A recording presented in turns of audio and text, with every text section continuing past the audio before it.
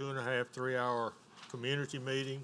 I hope a lot of your questions got answered, and I would think that they did with the length of the meeting.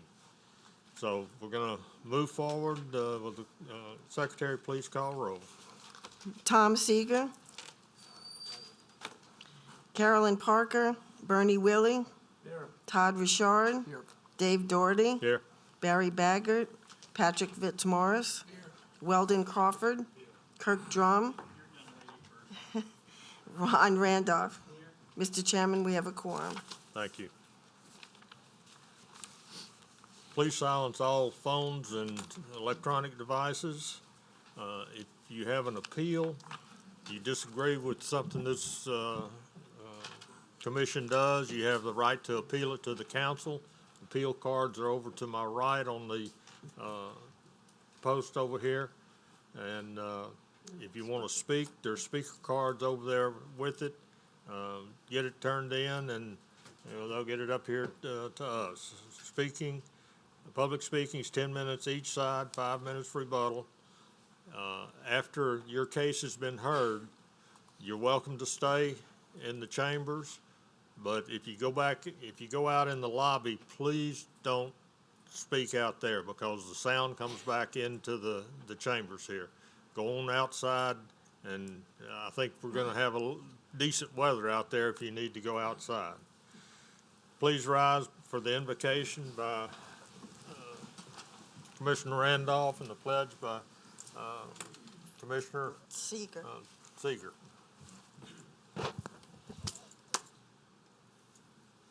Gracious Father, once again, we come to you as humble as we know how, thanking you for all the blessings you bestowed in our lives throughout this day and throughout the past and even right now. We thank you for the presence of everyone in the audience. We thank you for our commissioners, Lord, and allow us to make the decisions that we can with the information that's available to us. And Lord, we ask that you bless our parish and our employees and all of our citizens.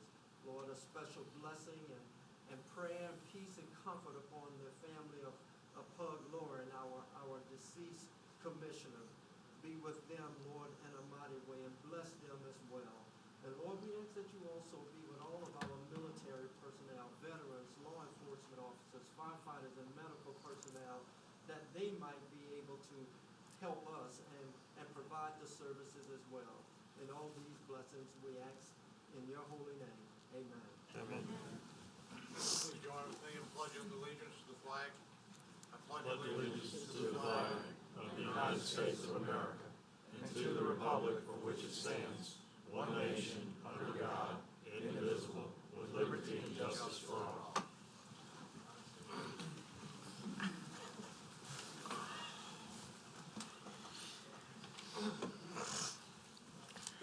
All right, the first item we have for business is the approval of the September 3rd minutes. They were in your packet. Hopefully you had an opportunity to review them. Do I hear a motion to approve? Commissioner Drum. I make a motion that we accept the minutes.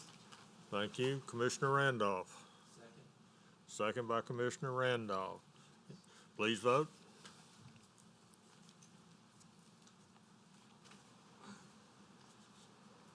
The motion to approve passed.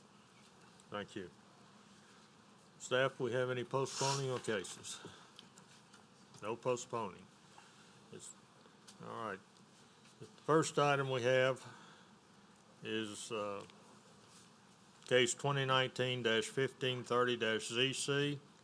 Existing zoning is PBC2 Planned Business Center. The proposed zoning is AML, Advanced Manufacturing and Logistics District. It's 90.31 acres. The petitioner is Jones Fussell, Paul Marone. Owner is Allstate Financial Company, Bruce Weiner. The location is partially located on the south and west sides of Oshner, west of LA 21, Covington, Ward 1, District 1. Staff?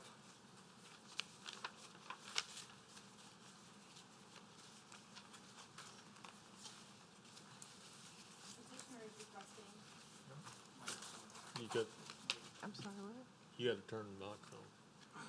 I don't, Emily has to turn them on, the mics. Do you know how to do it? Let's see. Yeah, admin 1 and 2. See what you got now. Petitioner is requesting to change the zoning from PBC2 to AML, Advanced Manufacturing and Logistic District. The 2025 future land use plan calls for the site to be developed as a planned district with residential uses while preserving the natural environment. Staff does not have any objection to the request, considering that the petitioned AML zoning district allow for uses that are parallels with the existing PBC2 zoning district. And at this time, staff would like to recommend approval of the request. Thank you. Mr. Morone. Thank you, Mr. Chairman. Paul Marone on behalf of the petitioners this evening. As Ms. Lambert just noted, our rezoning request is to go from the existing PBC2 Planned Business Campus to the AML, or Advanced Manufacturing Logistics District. As you all know from hearing this case last month, and for those of you that were at the community meeting, the purpose of the request is to accommodate a regional distribution facility for Medline Industries. That facility will be constructed at 800,000 square feet. The property itself can accommodate an addition on that building to 1 million square feet, but it's important that it be noted that the proposal is for an 800,000 square foot building. The addition to that building is if and only if the market would dictate that. It is inconceivable to Medline that the market could possibly be in a position to expand the facility for at least a 10-year period. So for the initial 10 years, the facility proposed is the 800,000 square feet that will be owner-occupied. There will be no debt on the facility. It'll be a LEED certified facility, state-of-the-art, first-class facility that will also take advantage and utilize solar power. Now, the purpose of the AML district, as you may know, is to provide a location for large-scale facilities to use in the transportation and logistics industries. That district is supposed to be located in close proximity to major transportation routes. I would submit to you that given those two criteria, this site and our request are in compliance with each of those and fulfill each requirement. Let's talk about the location and the surroundings. I've provided you with some aerials and some site plans. The first site plan, or the first aerial that you will see there, gives an overview of the property. As you will see, this site does not abut residential on any side. All sides are either commercial or the interstate or additional PBC2. To our south, we immediately abut I-12. To our east, we abut detention ponds and a sewer treatment pond. To our north, we abut additional PBC2 property, which is owned by the Wayner family. To our west, we abut vacant land that is zoned commercial, and I would describe the owners there as missing because we've been trying to locate those owners for about 10 years and have been unable to do so. But let's take it a bit further. If you will look at that site plan, you will see that the proposed building is approximately, actually it's more than a quarter mile from the closest home in Shady Lakes, which is to our north and our west. The building is approximately a half mile from the closest home in Maison du Lac subdivision. It is over 1,000 linear feet south and east of the existing roundabout at Ochsner Boulevard, and it is over 2,000 linear feet from the closest home in Normandy Oaks. If you'll go to the second slide, or the second document and site plan, you'll see some distances that will bring you in closer to the site itself and will illustrate for you the buffers that we have on the site. As you see, along I-12, we have a minimal tree buffer of 60 feet. That buffer on the east and west sides increases to 134 feet. On our east side, we have a 210-foot green space buffer. On our west side, we have over 700 feet of green space buffer. And on our north side, we have 200 feet at a minimum, and that's just to the proposed connector road. So Again, this site is located a long, long way from any residential development, and it is well buffered, as you see in that site plan. Also, you'll note in the site plan the amount of green space. At the 800,000 square foot facility, the property will have about 26.41 acres of green space. If the facility is expanded to 1 million square feet, then you would still have over 18 acres of green space on the site. Let's talk about the traffic and the trucks. First, at startup, and now keep in mind, startup would be mid-2021 if everything went perfect. Mid-2021, this facility would generate about 50 to 60 truck trips per day. If we project that out based on anticipated growth, about 3 to 4 years beyond that, so now we're at 2024 perhaps, then 100 truck trips per day. If the facility is ever expanded to 1 million square feet, because market has dictated, and again, then we're talking 10, 20 years out, well into the future, then the facility could generate up to 170 trips per day. I recognize that number has been batted around, and it is a large number, but it is imperative, and I urge you to keep that number in context. What do I mean by that? That number is less than 1% of the traffic that is currently traveling Highway 21 and Highway 1077. There are over 28,000 vehicle trips along Highway 21 today. There are over 17,000 vehicle trips up and down Highway 1077 today. I tell you that because when you hear 170 trips 10 years into the future, it sounds like a lot. I would submit to you that less than 1% of the traffic today is not going to move the needle. It is not going to have a significant impact on the functionality of those roadways. Also, the trucks that would be utilized in this facility are Medline-owned trucks. They are owned by the company. Their drivers are employed by the company. Other than Medline trucks, you will have deliveries, most of which will be from Federal Express, and we presume will be serviced out of the Federal Express facility that is currently located north of this site off of Highway 1077. So those vehicles would be anything that you might see in the FedEx fleet, everything from the large trucks down to the delivery vans. It's also important to note that these vehicles and these trips, these truck trips, will be off-peak. So what do I mean by that? The trucks will leave the facility in the morning. The inbound trucks will come in the afternoon. Medline's operations are designed to avoid putting traffic on the roadway during peak times, 7 to 9 a.m., 4 to 6 p.m. Also, Medline is keenly aware of and is cognizant of Hannon High School at the roundabout at 1077 and 1085. And there will not be any meaningful amount of traffic that will be generated by this facility during the take-in and let-out of that school. The typical inbound route for a truck at this facility is most likely coming off of Highway 1077. The reason I say that is that getting off at 1077, whether you're east or westbound, you will be able to almost immediately get into a dedicated turn lane that will put you on the extension road and that will bring you straight to this facility. As for outbound trucks, it will depend in part on its ultimate destination. However, I would tell you that as the easiest inbound route is coming off of 1077, the easiest outbound route is coming off of Highway 21. So you likely would see trucks that are going to utilize Highway 21 to get onto the interstate and go to their points of ultimate destination.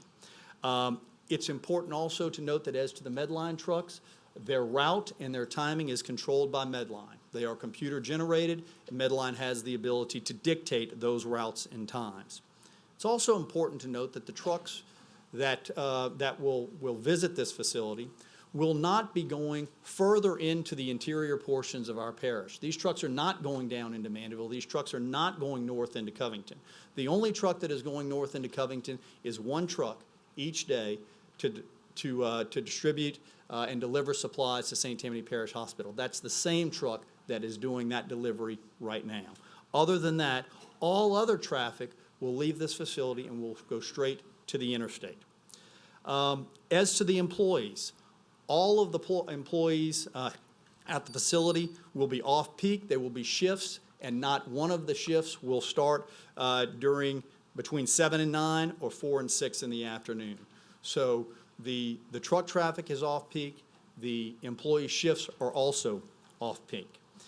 As for the noise that's generated by the trucks, I know that there is concern about the noise at Shady Lakes. I will tell you that I would remind you that there's a buffer. I would also point out that a truck decibel limit is 80 decibels. A car is 62 decibels.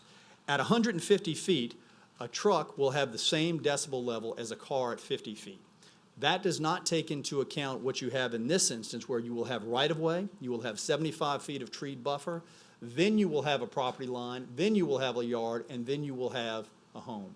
So I submit that information to you to suggest that there are things that were taken into account when that road was being designed and in order to help address some of these concerns. Finally, I would point out, in conclusion, I would point out that the traffic generated by a PBC2 use on this site would be 4 to 5 times the traffic generated from this facility. We would respectfully request your approval, and I'll be happy to address other issues in my rebuttal. Thank you, Mr. Chairman. Thank you, Mr. Morone. All right. Do we have anyone else in the audience that wishes to speak in favor of this facility? So we'll go to the opposition. Leo Hemelt. Please state your name and address. Hello, my name is Leo Hemelt. I live at 86 North Dogwood Drive. I'm not sure why this is beeping here. My time's up. Well, that was quick. Not a good sign. No, that's a great sign. You're good. Okay, go ahead. Okay. Leo Hemelt. I live at 86 North Dogwood Drive in Flowers Estates, Covington. By way of background, one of my many degrees, I have a master's degree in geography at USL and concentrated in city and regional planning. I worked as an urban planner for 2 years, once a year in Monroe and a year in Lafayette. Then I went to law school. Worked as an assistant DA here very early on under Marion Farmer.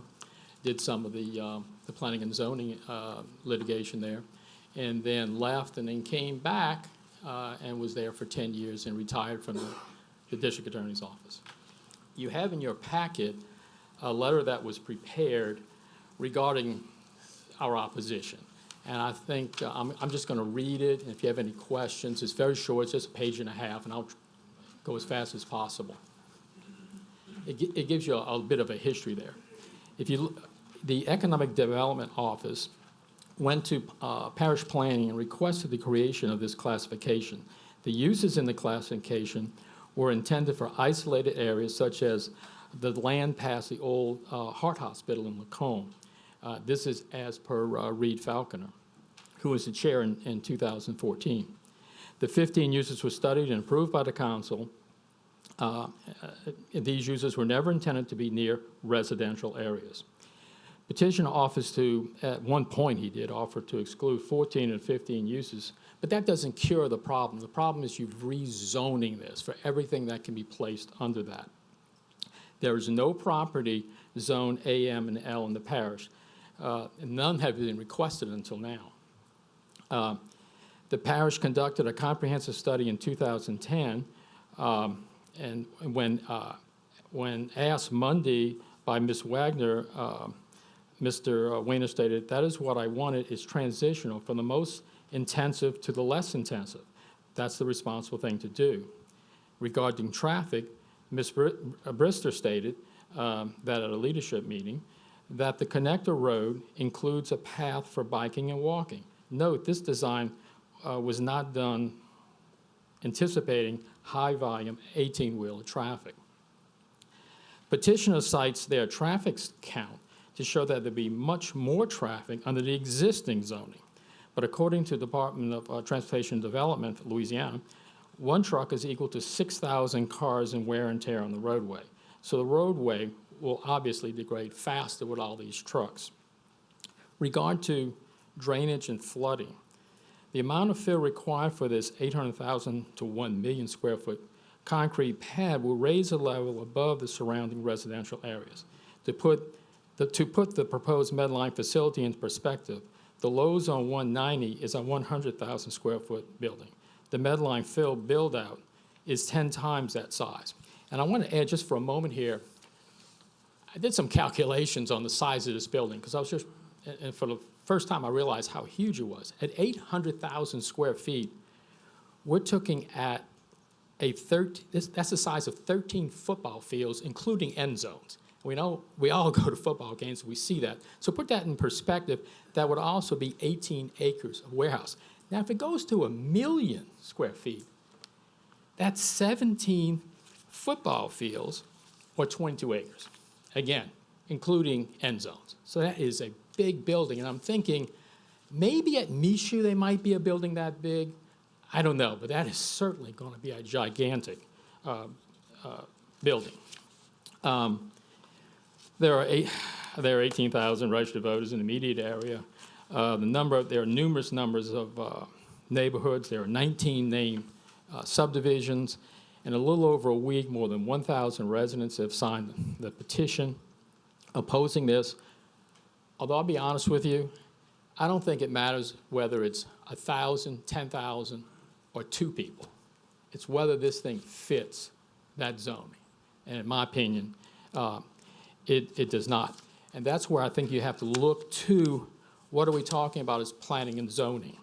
If we look at that, comprehensive zoning is designated to lessen congestion in public streets, secure safety from fire, promote health and general welfare. Such regulations shall be made after reasonable consideration of the character of a district and its peculiar suitability for particular uses with a view for conserving the values of buildings and encouraging the most appropriate use of the land. I think when you look at it, when you take everything in context, this is not the right zoning for that piece of land where it's located. Thank you very much. Thank you. I've just been handed some additional petitions. Okay. All right. Are you finished, Mr. Email? All right, the next card I have is Donlin Hassenbowler. My name is Donalyn Hassenbowler. I live at 83 Xenia Drive in Covington, Louisiana, but I'm here to talk on behalf of Archbishop Hannon High School. Good afternoon, Commissioners and fellow residents of St. Tammany Parish. My name is Donalyn Hassenbowler, Academic Dean and Assistant Principal at Archbishop Hannon High School, 71324 Highway 1077 in Covington. And speaking on behalf of our school's strong opposition to the rezoning of this property for the sale to Medline for them to construct a vast distribution center. The 90-plus acres of land currently being considered is not appropriately zoned site for a huge distribution center for several reasons. One, and the huge one, the infrastructure is just not there yet. Yes, it's near I-12, but the tie-in to Highway 1077 I-12 exit is not in place and probably will not be in place, all promises notwithstanding. All traffic would have to proceed to and around the circle on the same block as Archbishop Hannon High School. Before the parish built the circle, we were having traffic waiting for 15 minutes on all sides of 1077. I will applaud the parish's use of putting the traffic circle there. It has greatly reduced that traffic jam. And now we're talking about filling it up with trucks. It's going to be just as bad as it was before, and I-12 will be the parking lot that it is now. There are several neighborhoods nearby our school. Any land use expert would confirm that this industrial use, educational use, and residential use are not compatible. It's not about how close they are to the neighborhoods. It's about we all have to use the same exits and entrances. Mr. Wayne's attorney said there'd be a double axle trucks traveling maybe 24 hours a day, 7 days a week to and from the facility. And spoke very highly that the peak hours would be from 9 to 3. Well, happens to be that peak hours for schools are from 9 to 3. That's when our children and our parents come in and out of our school facility, and they will be blocked by these trucks. The Louisiana Department of Transportation has confirmed that there are no plans for improvement to the Highway 1077 exit at 112. They would have to be using Highway 21. This highway is not set up for this traffic. We already suffer from traffic not supported by the infrastructure, including traffic to and from Archbishop Cannon. And again, before the circle was built there, it was a mess. It was horrible all day, every hour. And the traffic circle brought great relief, and we greatly appreciate it. Now we're going to be back to having the same mess we had before, and you will be hearing from all these people who can't move.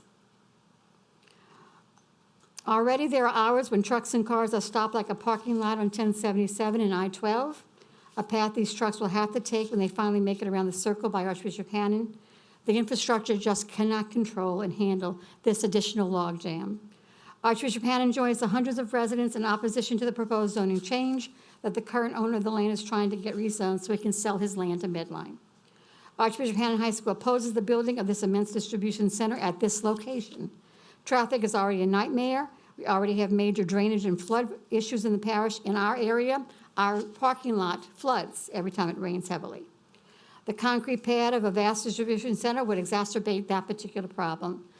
We respectfully request that you deny this request for rezoning, thus allowing for traffic to and from Archbishop Cannon to enjoy the present level of relief provided by the circle. It's infrastructure first and then development, not vice versa. Thank you very much. Thank you. All right, we have a number of cards here, and right now we've got 46 seconds, it looks like. So if Deborah Hebert. I'll defer. Defer, we got a deferral, all right, next. Okay. Nancy Wagner. I defer till rebuttal, thank you. Okay. Ryan Green. Elise Reed. I can do it in 46 seconds. Mr. Chairman and members of the commission, my name is Elise Reed. Please state your name and address. I'm getting there. Okay. Elise Reed, 24 Camellia Drive, Covington, Louisiana. Since what's before you today is not about who has an agreement as of October 9th to build a building on this property, actually what you're looking at is a change in zoning, a zoning which would allow for the manufacture of plastics, paint, glass, durable goods, food, furniture, and garments, and allow for research, development, and manufacture of aeronautics, automotive vehicles, computer and electronic equipment, pharmaceuticals, robotics, and hydraulics, and for scientific research and development, and for data centers and warehousing facilities, and for distribution and warehouse facilities. Thank you. 7 seconds. All right, Chris Massengill, we got 5 seconds. Pardon? Oh, okay, all right. Do we have any more on? Okay. All right, we'll go into rebuttal. It'll be 5 minutes for each side. Mr. Morone. Thank you again, Mr. Chairman. To respond to a few of the comments with regards to the zoning, as was noted at the community meeting, and we'll reiterate today, we are fully prepared to deed restrict the property. We mentioned that again in a meeting earlier this week. We stand ready, willing, and able to do that, to deed restrict the property. With regards to the intended use or the intended location of the AML zone, and perhaps Mr. Falconer suggested that it was always intended to be in isolated areas. With all due respect to Mr. Falconer, that language, if that was the intent, does not appear in the ordinance anywhere.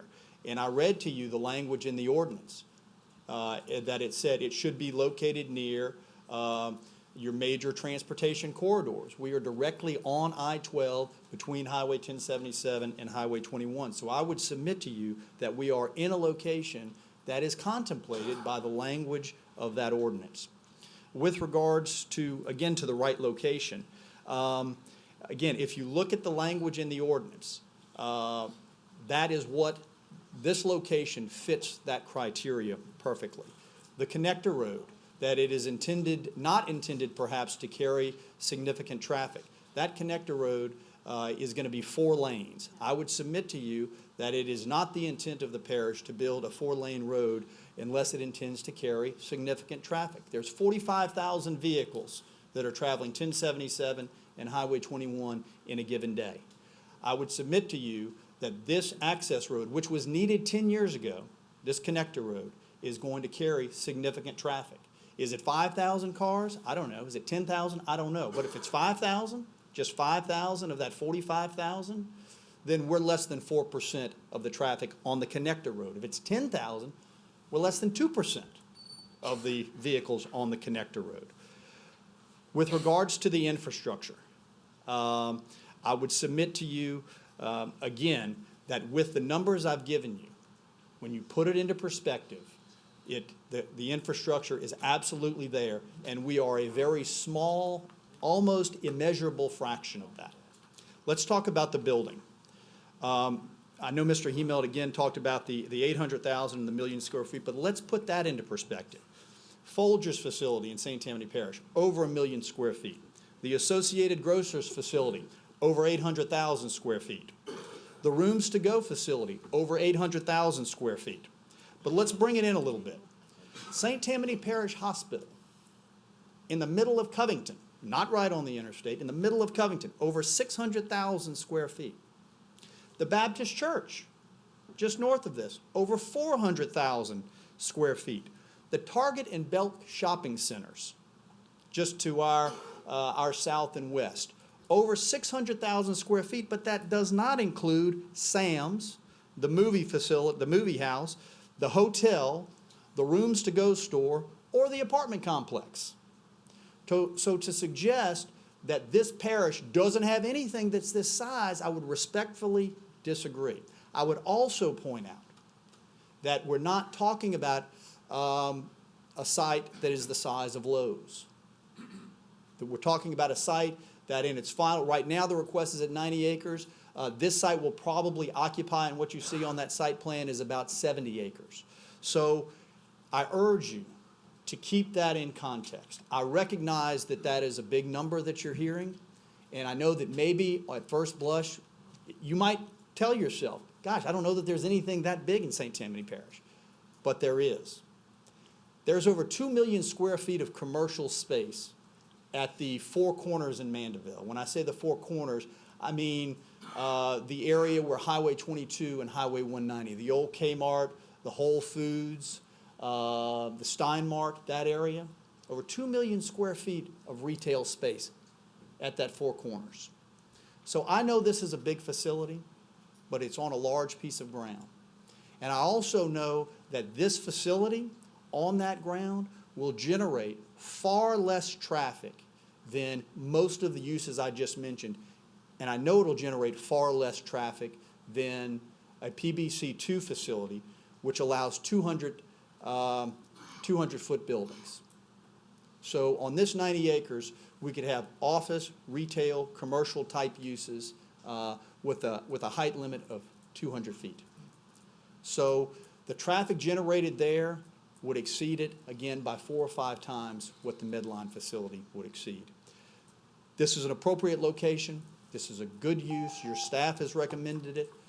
I urge you to support the request this evening. Thank you, Mr. Marone. Okay, we'll go to the other side now. If you want to come up and state your name and address, and we've got 5 minutes for everybody. That's right. Nancy Wagner, 33 Hyacinth Drive, Covington, Louisiana. I want to make sure you all get the full statute of Section 49 that ends with such facilities should be located in close proximity to major transportation routes with the ideal location allowing for multimodal opportunities. I do think you should read the entire ordinance or should have it read to you. And I've had this discussion numerous times. Mr. Marone knows our thinking. Deed restrictions do not cure this inappropriate zoning. Zoning belongs to the responsibility of the parish and you commissioners to decide on not to have private citizens try to spend money trying to protect deed restrictions. And then I just want to read one sentence. We urge you to follow the precepts of law, the revised statute that Mr. Hemelt read, the principles of zoning, appropriate use, and exercise care for the health, safety, and welfare of citizens. Please vote to deny this rezoning request. And I have the 1,000-some online petitions and additional written ones to turn into Helen. Thank you. Thank you. And then we have a Yes, ma'am. Please state your name and address. Deborah Abear, 117 North Dogwood Drive. I just wanted to say, we met with the attorney, Paul Wayner, and the Wayners the other day, on Monday, and I asked him about the 90 acres. Medline only wants 67.47 acres.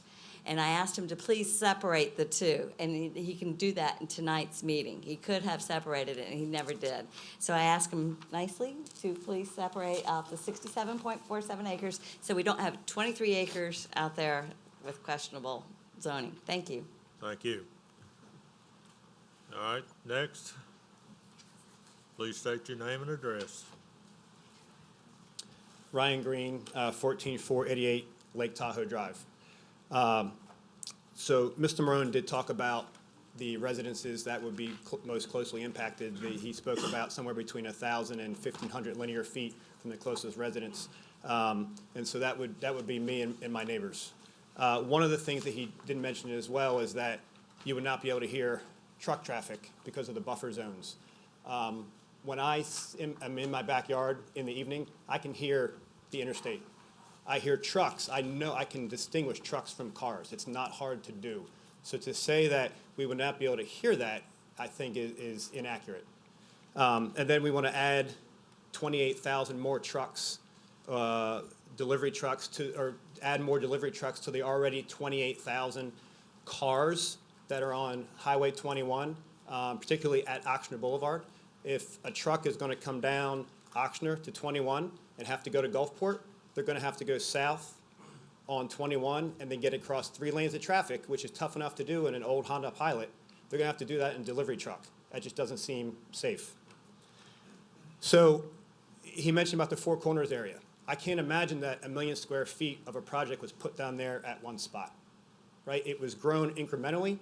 The infrastructure, if it wasn't there, was added incrementally and was not just, let's put this big building and then let's figure out what to do around it. It was thought through a little bit more so. I will say Mr. Marone was accurate that he said this site is not Lowe's. I agree with you 100%.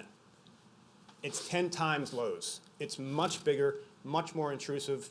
It is not suitable. It is not compatible with the area for all the reasons that we have already given. So I urge you to vote no on this petition. Thank you. Thank you. Do we have anyone else who wishes to speak in rebuttal? Yes, sir. Come to the microphone and state your name and address.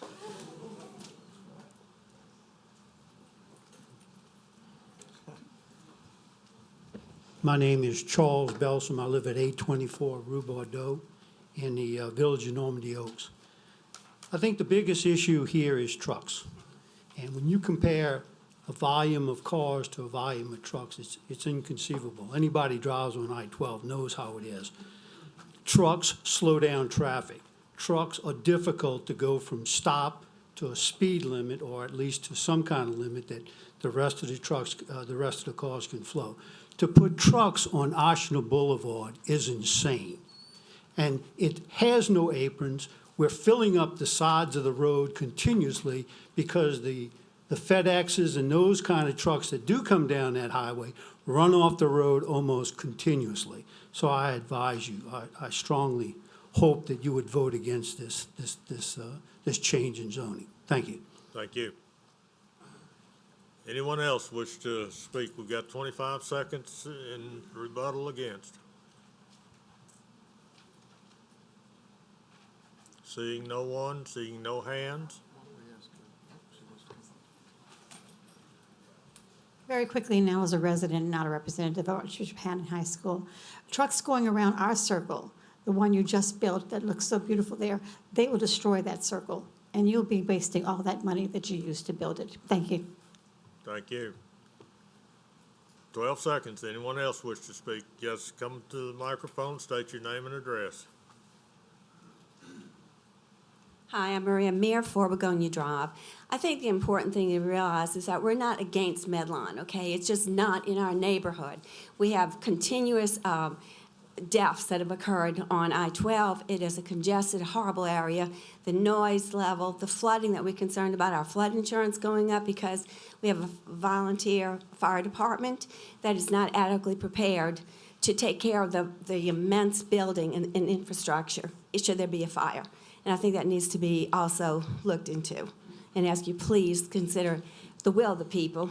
We live there. This is our sanctuary. This is our home. Medline has other opportunities to find other places. Thank you. Thank you. All right. That takes all of the time. I'm going to close it to the public and bring it back to the commission. Commissioner Crawford. Okay. First, I'd like to commend everybody here on both sides. This has been a long process, but it's been, I guess the best way to put it is everybody's been very well behaved. You know, it's been pleasurable, which is not always the case. I've been to a lot of these meetings before I got on this side of the table, and they can get out of hand sometimes. And everybody on both sides has done a great job. We had the community meeting on the 26th, and I think some good information came out of that from both sides. We heard a lot more from the residents and a lot more different residents. We heard a lot more from Medline. Mr. Dimitri furnished a ton of information and did a very good job with Paul of explaining everything. So I feel that whatever my decision is, I feel I can make an informed decision much more so than before. So I just want to commend everybody and thank you for that. Thank you. Commissioner Seeger. I have a question for Mr. Dimitri. When you spoke at the community meeting, you told us about the Medline fleet. I'm a little confused as to how many 18-wheelers as opposed to delivery-type trucks. Can you break that down a little bit and explain what kind of delivery system you have there? Yes, sir. Thank you. First of all, I want to express my deepest condolences for Mr. Lorraine. I just learned about that, so to his family, our deepest condolences. So today, we have about 10 trucks that will, by the time we open the facility, will grow to about 25 trucks. When we say trucks, out of those 25 trucks, 15 to 17 will be single-axle 14-wheel trucks, about 5 to 10 straight trucks, and about 5 to 7 vans, similar to like FedEx vans. But all of our fleet we refer to as trucks. And so those 25 single-axle straight trucks and vans typically do 1 to 3 trips per day. And so that's how we come to the 50 trips per day when we open the facility, or 150 to 170 at a 1 million square foot build out. And do we have any idea what the decibel level is? The decibel level that was reported, was that for the single axle trucks? Yes, sir. I mean, we obviously went for the worst case scenario. The straight trucks, obviously very common. You know, your moving trucks, your Penske trucks, they're all they're straight trucks. And the vans are obviously on the road already.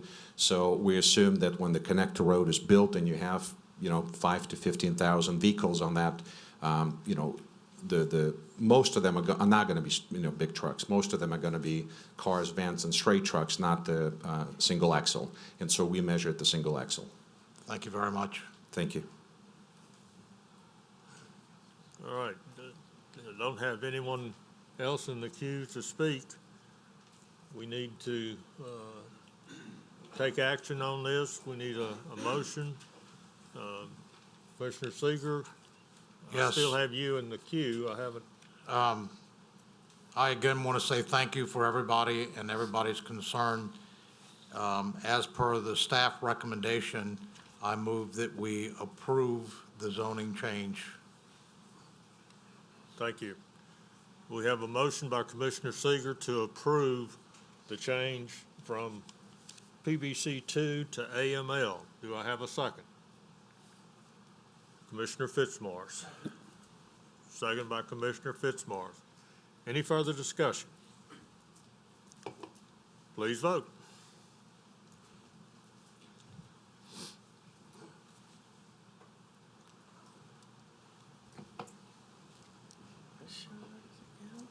We have 5 yeas, 3 nays. Pardon? Yeah. Based on the Robert's Rules of Order, I guess that's what we go by, this motion fails. So it will go to the commission with a failed result. Thank y'all for coming. We're gonna hold up for just a few minutes. If y'all want to stay, that's great. If you want to leave, that's fine too. Okay? You might want to mention the bigger largest. Is our rules say that you have to have 6? That's what I put Carlin in. I counted 2 steps down. Did she double check? She's the majority of the commission.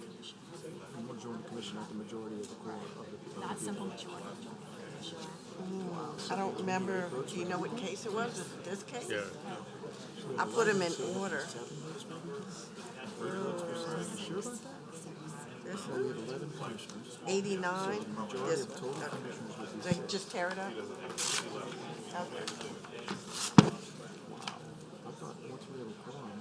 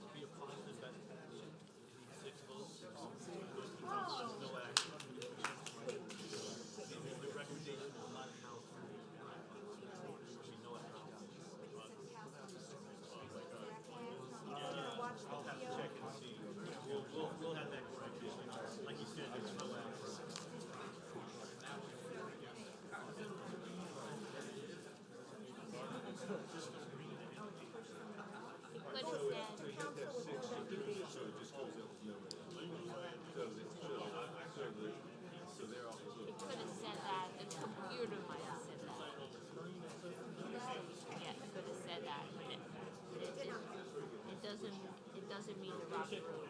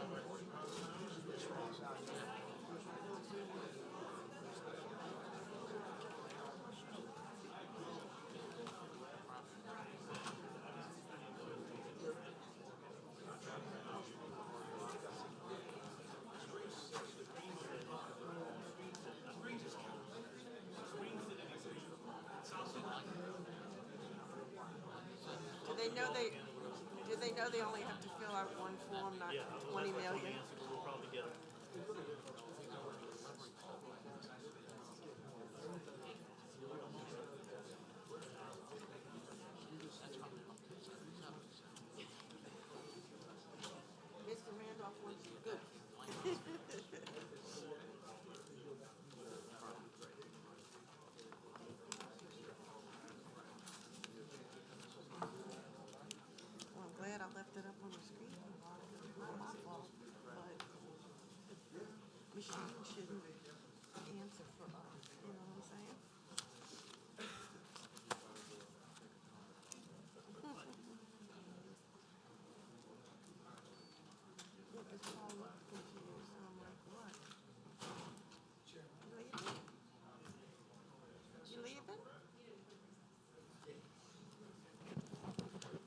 we're going to resume in a moment. The chairman had to step out for a second, but there was some confusion on the outcome on the screen, which we didn't notice.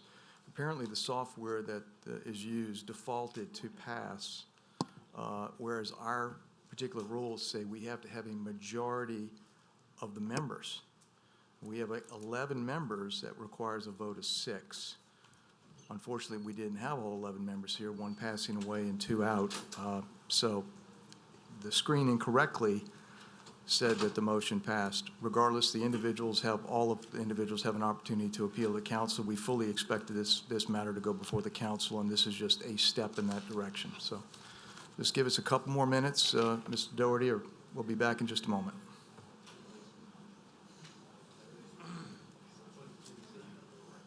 What you gonna say? You wanna get TMI?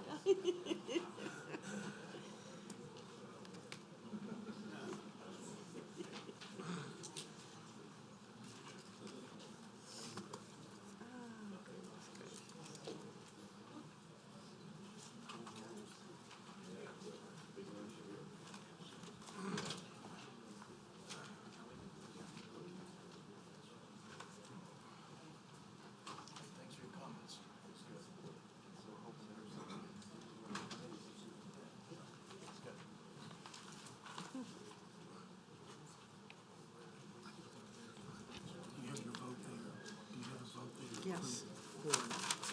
It was 5-3. The ones that were against were Shard, Drum, and Randolph. Drum, and Randolph. All right, we're gonna What I saw get started was back on the agenda. Shard, Drum, and Randolph. Next item is 2019-1575-ZC, existing zonings A2 Suburban District, proposed zoning PF1 Public Facilities District. It's 2 acres. Petitioners David Wyndham, owners Liz Beth Peter, Michael Charlton, Andre Charlton, Philip Michael Peter, parcel located on the north side of Louisiana 1085, east of Bedico Creek, Madisonville, Ward 1, District 1. Staff? Although the 2025 future land use plan designates the site to be developed with residential uses, staff doesn't have any objection to the request, considering that the objective of the PF1 is to provide for the location of governmental and institutional uses to the public. Note that the site is proposed to be developed with a fire station, and staff would like to recommend approval. Thank you. Anyone here representing petitioner David Wyndham? Is David Wyndham here? Please come forward and state your name and address.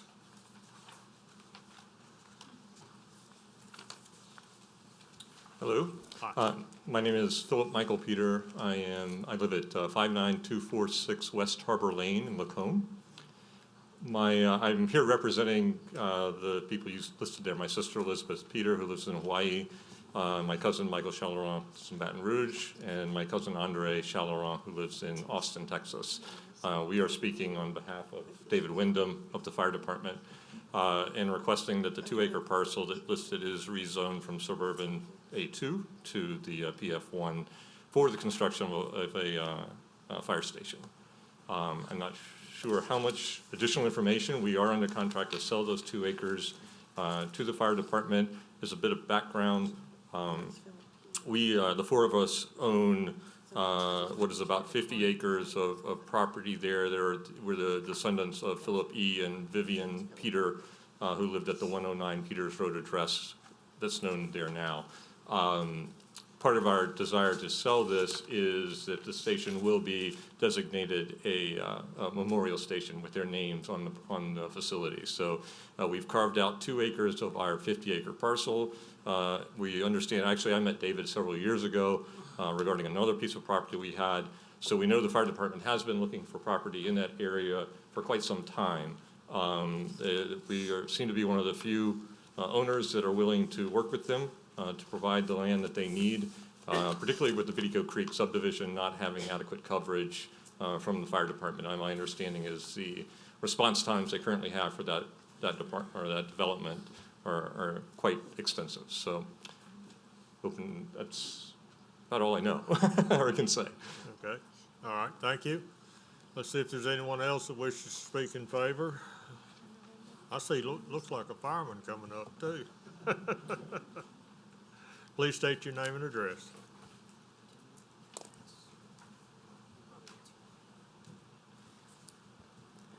Yes, my name's Randy Hess. I'm the fire chief of St. Tammany Fire District 2. I live at 536 Loden Way in Madisonville. Mr. Chairman, members of the commission, obviously we come before you tonight as the fire district to ask for rezoning of this property for which would be our 4th fire station. Just a little bit about our fire department. I'm sure you all know in Madisonville, we're one of the fastest growing fire districts in the parish. The first map I gave you is the area that we encompass. To make it simple, we cover from basically the Chafuncta Bridge to the parish lawn, and then we also cover the Pinnacle Shopping Center and both Flowers Estates, north and south. As of January of this year, we went from our PIO rating from a 5 to a 3, which was pretty outstanding. Because of that, we're getting re-rated again this year because we dropped 2 points. We operate out of 3 stations. We have 3 engines, a ladder truck, and a district chief, which is staffed every day. And we have a maximum currently of 12, but it'll be 13 before the end of the year because I have some people getting out of rookie school. Total employees, we have 42. We run about 1,500, well, we're on track to run about 1,500 calls, which is about 100 calls more than last year. So why do we need the fire station? We started looking for property about 2 years ago because we recognized when Beatico Creek was being developed that, you know, it's 1,000+ homes. So we knew we were going to need something. The closest station that we have to the entrance of Beatico Creek is 2.7 miles. Doesn't sound like a lot, but in a few seconds I'll get you to turn a page to see some of the, we call them demand zones, grids, and I have them highlighted on page 2, or the second map. And you could thumb through, I'll just go to, if you, on the page with the bar graphs, that says 2235 west and 2235 east, just to give you an indication to how long it takes us to get there. In the front, very front of the neighborhood, it takes us almost 9 minutes. That's unacceptable for us. And that's not even including the time that it takes for the call to come in to get processed for us to get the call. Now, on the back side of the neighborhood, which from the very front entrance to the very back is over 1.5 miles. So it's pretty obviously a big subdivision, and that takes us almost 11 minutes. Now, keep in mind, this is an average over 2 years, well, from January 1st of 2018 through today, okay? So, like I said, we started looking 2 years ago, and as Mr. Peters said, it's very difficult to find property in this area. We happened to get lucky in finding him. Just so you know, on the second page with those grids, this is an old map which doesn't show a brand new neighborhood that's being developed at Highway 21 in Perilou, which I'm told has 100+ homes. We also have Fox Branch, which is an existing neighborhood, and you can, you know, look through and see the times that it's taken us. I mean, they're a bit excessive. We realize that. You know, we just, like I said, had a hard time finding property. So, let's see.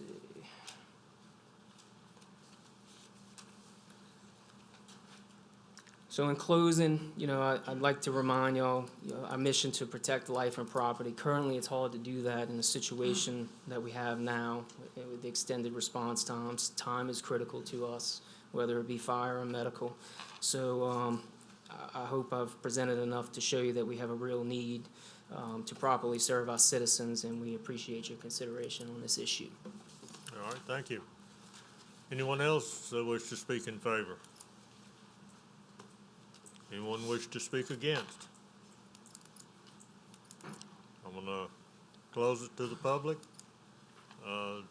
and bring it to the commission. Commissioner Fitzmaurice. I make a motion to approve. Motion by Commissioner Fitzmaurice to approve. Commissioner Randolph. Second by Commissioner Randolph. I wanted to ask a question real quick. All right, we have, you need a question? Yeah, I'd like to, Chief Hass, I hate to make you come back up, but I'm curious. I'm fully supporting this, but what is your anticipated reduction in time with this new station? Because obviously that was a staggering number you gave us. I can tell you this, and I'm not gonna try to sit here and tell you, we're obligated to meet 5 minutes and 10 seconds by PIL and NFPA, which is the guidelines that we go off of.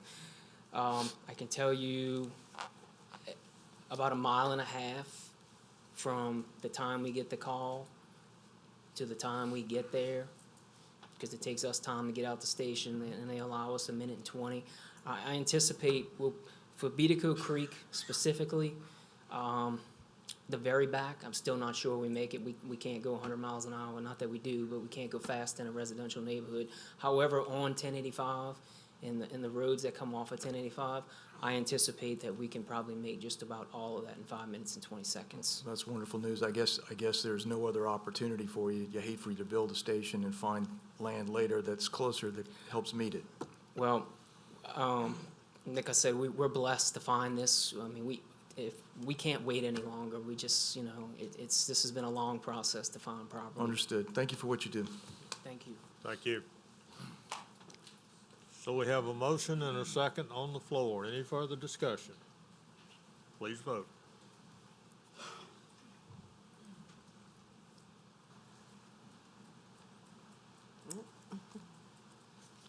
Motion carries. Thank you. All right.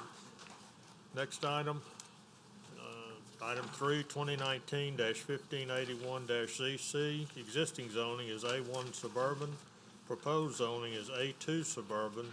It's 2.66 acres. The petitioner is Angela and Veston Jenkins. Owner is Angela and Veston Jenkins. Parcel located on the east side of 4th Avenue, south of Hillenburg Road, being a portion of Farm Number 15, Hillenburg Lots and Farms, Covington, Ward 3, District 5. Staff? The 2025 future land use plan designates the site to be developed with residential uses. Staff does not see any compelling reason to recommend approval of this request, considering that the site is surrounded by A1 suburban residential zoning designation on the north, east, and south side. So at this time, staff would like to recommend denial of the request. Thank you. Angela or Veston Jenkins, are you here? Please come to the mic and state your name and address.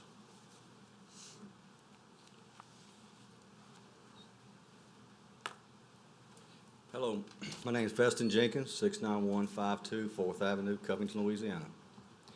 I'm trying to get this over to A2. My neighbor on the north is, he's A1, he's 5 acres. The one on my east is 10 acres, which is just woods. South, they're A2. He has 2.5 acres, and the other one has about an acre. I think he's A2 or A3. On the west of me is 3 pieces of property joining mine. One is 1.25 acres, it's A2. The other 2 is just 2 lots, they're A2. I'm trying to get mine into A2 instead of A1 because I don't have 5 acres. I've lived there 57 years. When we moved there, it wasn't 5 acres. It was 4 acres and something. I'm just trying to get this so I can leave this to my daughters. Split it and leave it to them. That's all I'm trying to do. All right.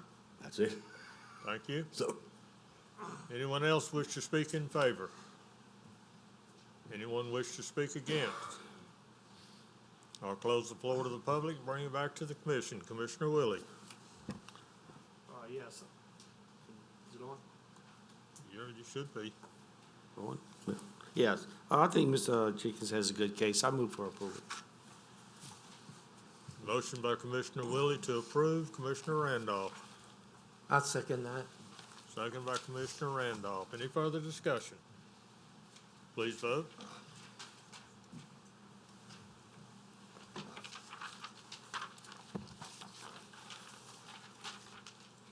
Motion carries. Thank you. Next item is 2019-1583-ZC. Existing zoning's A2 Suburban District, proposed zoning's A2 Suburban District, and manufactured housing overlay. It's 5 acres. The petitioner is Teresa Gore Spears, and the owner is Teresa Gore Spears. Parcel located on the east side of Transmitter Road, south of US Highway 190 in Lacombe, Ward 7, District 11. Staff? The 2025 future land use plan calls for the site to be developed with residential uses, including manufactured homes. Staff doesn't have any objection to the request and would like to recommend approval. Thank you. Is Spears, Mr. or Ms. Spears here? Please come forward and state your name and address, please. My name is Teresa Spears, and I live at 59294 Transmitter Road in Lacombe. And I'd like to have y'all's approval to be able to let my nephew put a manufactured home on the 2nd acre, which I have no children, and eventually he's going to get the land anyway, and he's got a fiance and a young baby, and they would like to get a house or home pretty soon. So, and I'm open for questions or whatever. All right. Let's see if there's anyone else that wishes to speak. I don't think there No, will sir. be. I've talked to a bunch of my neighbors, and they said they had no objection, so they felt they didn't need to come. Of all the ones I did speak to, nobody had an objection to it, because I guess they figure just 2 blocks up the road, there is a trailer park with 20 trailers in it. Okay. Let me ask, let me see if there's anybody that wishes to speak against. Okay. I doubt if there is, but is there anyone in the audience that wishes to speak against adding manufactured housing overlay to this property? All right. Seeing none, I will bring it back to the commission. Commissioner Crawford. Okay, thank you for hearing. Yes, I'm familiar with the area, very familiar, and I'd like to make a motion to approve. Motion by Commissioner Crawford to approve. Commissioner Fitzmaurice. Second. Second by Commissioner Fitzmaurice. I got a question for staff. It's 5 acres, and we're going to add the manufactured housing overlay to all 5 acres. Now, Ms. Spears, I think I heard she's going to basically subdivide this property to give her nephew 2 acres. 1 acre? Does she need to come back and with the survey on what she's? Yeah, if she's gonna subdivide and give him a portion of the property, then she's gonna have to go through the minor subdivision process, yeah. Okay. Is he allowed to put it on there still under my name? He can, I mean, if Yeah, you'd because- like to, you can call our office tomorrow and we can go over that with you. Okay, call the commissioner's office or? Planning department, yes. Planning department. Because, I didn't really want to subdivide it, because eventually he's gonna get all 5 when I pass it. Okay. All right. And if he could just put it on the 2nd acre, I know he's gotta go through all the permits with the septic tank and Okay. CLECO, and we understand all that. but- Call Ms. Lambert's office tomorrow, and she'll go over all that with you, what needs to be done so that it stays legal, let's put it that way. Oh, okay, no problem. Thank you, sir. Thank you. All right, we have a motion and a second on the floor. Please vote.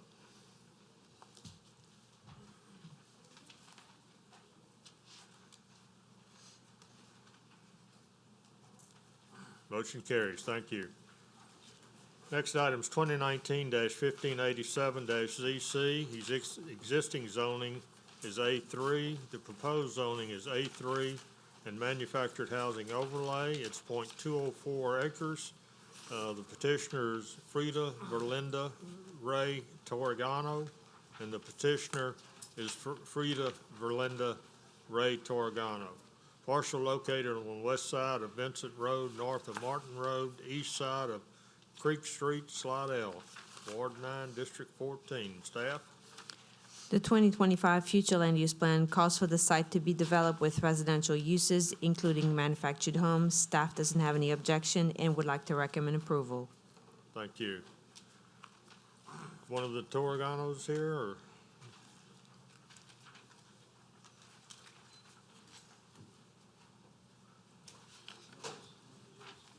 Yes, sir. State your Alright, name and yeah. address. Yeah, I'm Oswald Turgeon. I'm here to speak for Freda Turgeon. And the piece of property we're speaking of, we had it for a few years, a bunch of years, really. And I tried to put a house on it, but the road going back there, they say it's private. And we can't get nobody, the parish to develop. They say if more people live back in the area, 'cause there's nobody back in that spot. And we decided to just go and put a trailer where somebody can get some use out of it until, a mobile home or. Okay, all right. But other than that, that's what I would Alright. like to do. All right, thank She you. would like, we both would like to do. Okay. You need to fill out a speaker card. They're over here on the podium. Okay? Fill it out with your name and address and give it to Ms. Right. Lambert. Okay, that's my Okay. wife, so All I right. don't think. Okay. Thank you. Oh, all right. All right. Anyone else in the audience wish to speak in favor? Anyone wish to speak against? I'll close it to the public and bring it back to the commission. Commissioner Randolph. Yes, sir. I would like to go ahead and make a motion to approve. I'm very familiar with that area, so I'd like to make a motion to approve. All right. Motion by Commissioner Randolph to approve. Commissioner Willie. Second. Second by Commissioner Willie. Any further discussion? Please vote. Mr. Fitzmaurice?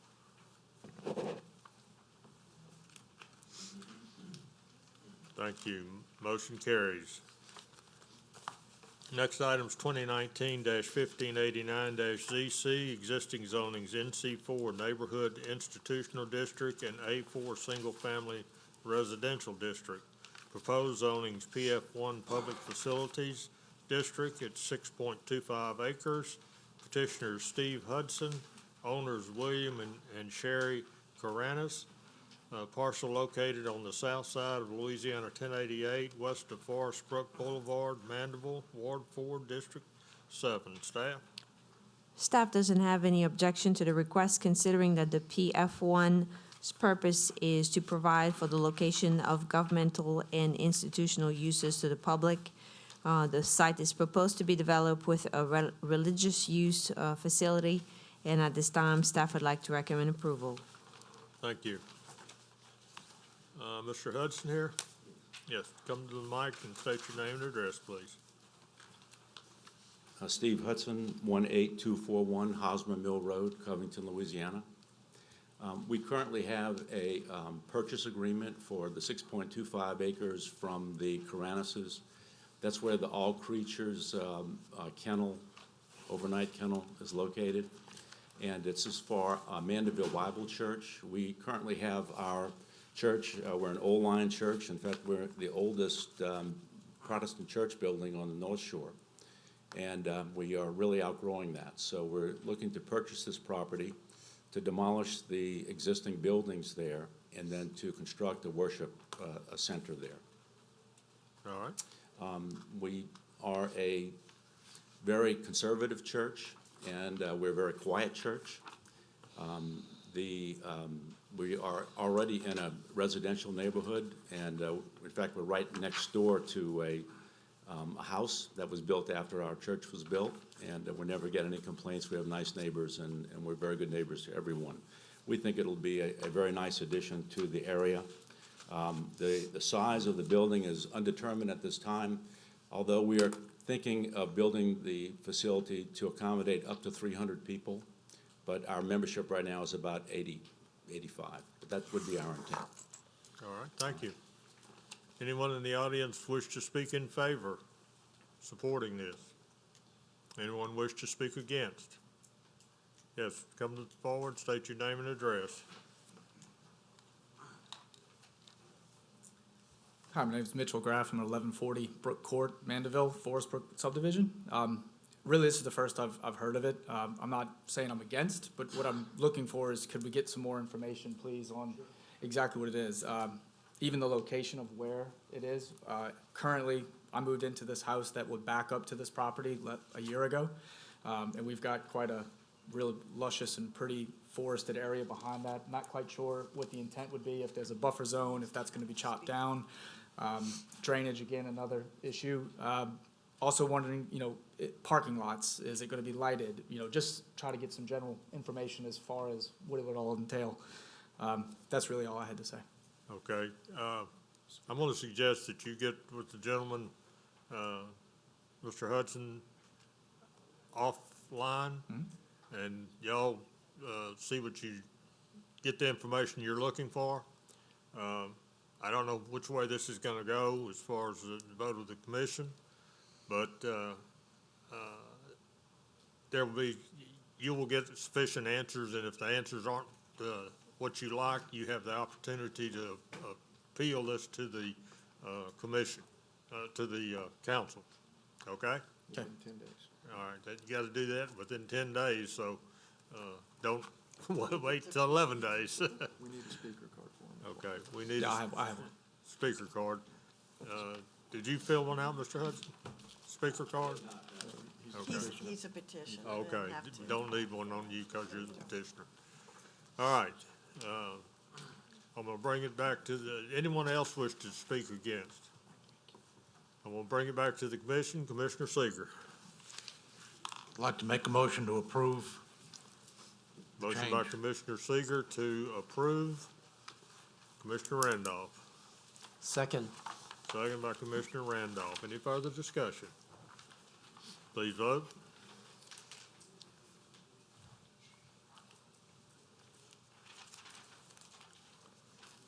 Motion carries. Thank you. Next item is 2019-1592-ZC. Existing zoning is A3 Suburban District and NC4 Neighborhood Institutional District. Proposed zoning NC5 Retail and Service District. It's 7.675 acres. The petitioner's Jones Fussell LLP, Jeffrey Shane, owner Dale Dirks, Donna Noble Dirks, Linda Cleland, Lloyd Ostendorf, Randall Keith Ostendorf, Brian Kirk Ostendorf, Lonnie Luann Ostendorf, Alfred Gerald J. Oliver, LLA, C. Ostendorf, Valerie O. Susky, Trudy O.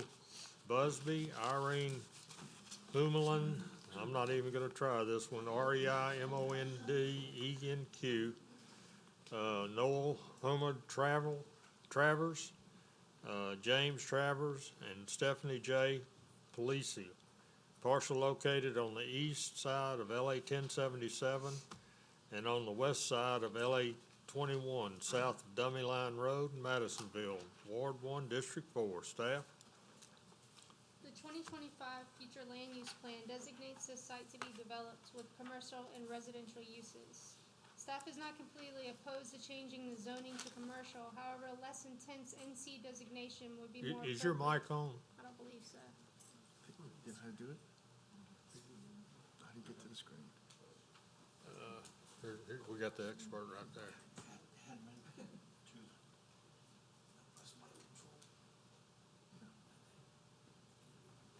Okay. Now we got it. Just do it again. Okay. The 2025 future land use plan designates this site to be developed with residential and commercial uses. Staff is not completely opposed to changing the zoning to commercial. However, a less intense NC designation would be more appropriate since the site is abutting A3 Suburban to the north and west and NC1 on the north and east sides. Staff recommends that the request for the NC5 district designation be denied. Thank you. Mr. Shane. Thank you, Mr. Chair. Good evening. Jeff Shane of the Jones Fussell Law Firm. I'm at P.O. Box 1810 in Covington. I have the pleasure of representing this group of property owners, and I commend the chair, who probably did a better job of reciting my clients' names than I could have, because it's a little unusual to have that many clients and this many properties. I'd like to start our discussion, if you would take a look in the packet that you have as it relates to the sketch or survey that we provided you of the 9 properties. And assuming that all of you can turn to that pretty easily, you will see that this is an assemblage of 9 properties owned by this group of people, most of which live and have lived there for a long time and made it their home. If you've been by the property, and I hope that you have, if not recently, certainly through the course of time, you've traveled Highway 21 or 1077.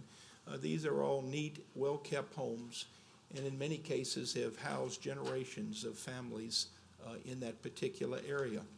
This is an interesting case, from my perspective at least, in that when I was contacted by this group 6 or so months ago, they recognize that the environment that they live in, the environment that they have been in, the environment that they grew up in, has changed significantly over the course of time. And as they envision their future plans, albeit to move to another location, etc., it certainly provokes thoughts as to what would be the likely use of this property in the future. Is it really reasonable or realistic to think that people would likely start a new homestead or a new residential life for their family for the foreseeable future at that location? It doesn't mean that it's a bad location for residents. It's just that once was a 2-lane, somewhat sleepy highway crawling down the east side and west side of this triangular property is really a far different situation today. In many ways, a much better situation. Oh, certainly there are more cars, but all of us live with more cars. And by the way, most of us drive cars, so we're part of the cars that we all live with. But my clients have a vision that at an appropriate time in the future, they hope to assemble and market their property as one, believing that rather than selling those properties off individually and taking a chance as to how each one might get zoned and how each one might get developed and how each might impact the other, their vision is that perhaps there will be an entrepreneur, a developer, a company, a business, maybe a couple that want to purchase this property and redevelop it, because that's certainly what it would be, a redevelopment site. Interestingly, we did not think it was appropriate to seek a highway commercial zone, yet these properties are abutted by 2 state highways. I would like you to look at the sheet in your packet, the Google imagery that gives you the existing zoning in the area. And I'm sure that all of you have looked at it, but let's just point out a couple of things. First and foremost, hopefully you can identify subject property. You can see that to the south at the tip or point, there is existing NC5. That is the primary reason that really we seek NC5, although there are other reasons as well. But if you'll work your way up the Highway 21 corridor going north, you will see the various zones on each side of the property. The same thing on 1077. You will also see, if you go further up Highway 21, you even have beyond the school some highway commercial zoning. My point is that it's not hard commercial in that area, but it's certainly not residential. It's a mixture of neighborhood commercial. As you go to the south, I think all of us are familiar with the storage facility, which is a beautiful facility, well-kept, et cetera, services the needs of a lot of people in that area. Most of us are familiar with Keith Young's restaurant. Does a very good job. It's a somewhat indiscreet but attractive building that obviously gives people an opportunity for a dining experience. And we have many businesses in that area, professionals, whether it's veterinarians, lawyers, and such, that again provide services. So one of the points I'd like to make is that I believe is that as we allow the residential community to grow and expand, I believe that the commission has a duty to at least examine the possibility of expanding modest commercial zoning to provide goods and services to the people that live in that area. Because you know what happens if you don't? Those people still need the goods and services, but they're gonna have to travel in those same cars, and they're gonna have to travel greater distances and presumably create more traffic pressure at other intersections. So that is one significant point we see, that where we have the merger of two highways and the gateway to the fine town of Madisonville, we believe that this is a great opportunity in the future for a redevelopment as NC5. The other thing that I'd like to discuss with you is, well, Jeff, what is NC5? Why NC5? What do these other zones do? The neighborhood commercial zones are cumulative zones in that an NC5 allows the owner of the property to make the uses that are available in NC4, NC3, NC2, and NC1.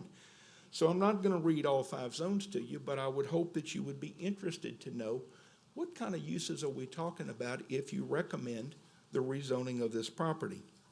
The easy one is NC1.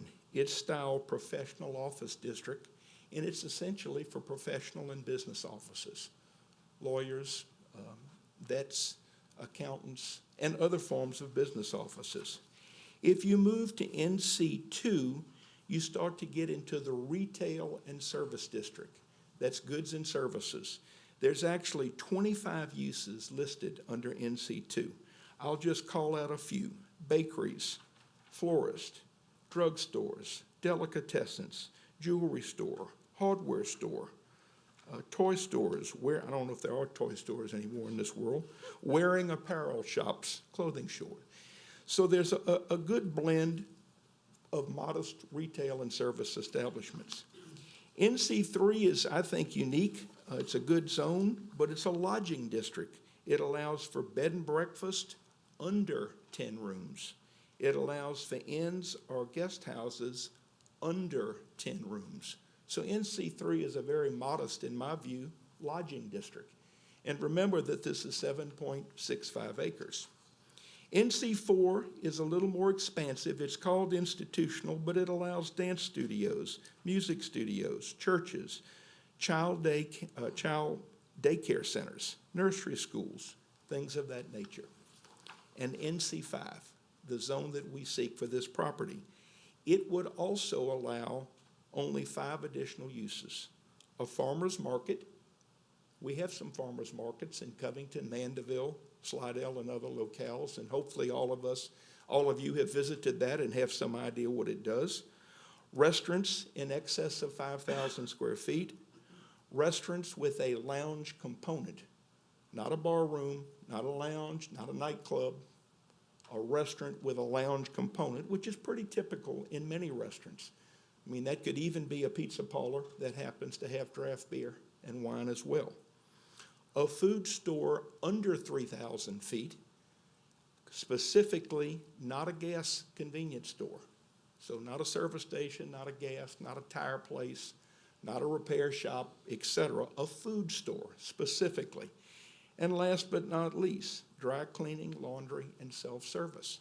So when my clients and I looked at all of these uses and realized that we had 2 state highways, that we had 7.65 acres, that we had a mixture of various commercial zones and uses in the area, and we know the number of cars that travel north and south on 21 and 1077, we felt like going to highway commercial would be a mistake. Those uses are intense and could produce impacts that may not be fair to people or property owners in the area. We felt like neighborhood commercial 5 was appropriate, was not unreasonable, did not produce impacts that would be unfair to our neighbors, and would give this property an opportunity to be sold in the future, redeveloped as an assemblage, so that we would have, hopefully, highest and best use and become an important, continue to be an important component of the Madisonville community. If any of you have any questions or comments at the appropriate time, I'll be glad to address them, but I ask you to consider the recommendation of NC5 for this parcel to our parish council. Thank you very much. Thank you, Mr. Jane. Anyone in the audience wish to speak in favor of this zoning change? come to the podium and state your name and address. If you haven't filled out a speaker card, okay. Mr. Sheen used all the time. We'll give this guy a minute or so, just tell him. Okay. Okay, good evening. My name is Dr. David Moore. I am a veterinarian. My office is right across the street on the east side of the property in question. I'm here to speak in favor of the rezoning application. This area is long overdue for commercialization, and the Highway 21 overlay district has been a problem for all the property owners in the area for a long time, even though it's well-intentioned, it's really limiting the economic development. And furthermore, with regard to the health, safety, and welfare of the area, it's also limiting our access to basic utilities such as water, and sewer, street light, fire hydrant, and even sidewalk, things like that, that really damaging the area looks and operate. Also, Highway 21 is the only road between Covington and Madisonville. As Mr. Shane talked about, all the traffic that passes by, and people come in and out of my office, things like that. That area is really prime commercial growth area, and it should be proceeding that way. I just want to speak in favor of that, and also hope that the parish will take a long, hard look at the commercial district overlay for that area, and maybe kind of bring it up to the modern standard, if you would. Thank you. Thank you. Anyone else in the audience wish to speak in favor? Anyone wish to speak against? I'm going to close the floor to the public, bring it back to the commission. Commissioner Fitzmars. I have a question for Jeff. The strip of land to the east side of, abutting between the property line and 21, is that part of the 21 servitude? Is that, you know, who owns that? It's not part of this property, obviously, but it is a little strip. You see what I'm talking about? If you look at the aerial? Yes. I'm not sure what that plotting connotes, but I can tell you that my clients own from highway to highway. Okay, so it must be a servitude or something. Might be. Okay, I think, yeah, I live in the area, and I think it's appropriate considering what's around there, so I'll make a motion to approve. We have a motion by Commissioner Fitzmars to approve. Commissioner Richard. Thank you, Jeff. This typically would have been Pug's area of expertise, so I'm absolutely confident that this is the right request, and I'm going to go ahead and second this motion. We need this particular corridor, that particular triangle to be commercial, and NC5 is appropriate. Thank you. Thank you. Commissioner Drum. Jeff, I just want you to get up and down all the time, that's all. My wife appreciates you doing that. I'm looking at this area, it's 9 pieces of property. Yes, sir. Okay, are they all owned by, are they all in one family, in a sense? No, sir. In some cases, that is the case, meaning that there's some common blood between the group, but not necessarily. But they're obviously all not only neighbors, but on the same page, because they're all co-petitioners in this case. Okay, so what we have is 9 individual lots. That, are they signed to be a corporate entity? Because we'll be taking 9 different pieces of land and converting it into one, but what is there to keep them from, let's see, partial number 1, whoever that is, deciding that they're not going to be part of this group and we've just changed the property? Good question, and I think maybe I can make a distinction and try to clarify. It is 9 parcels.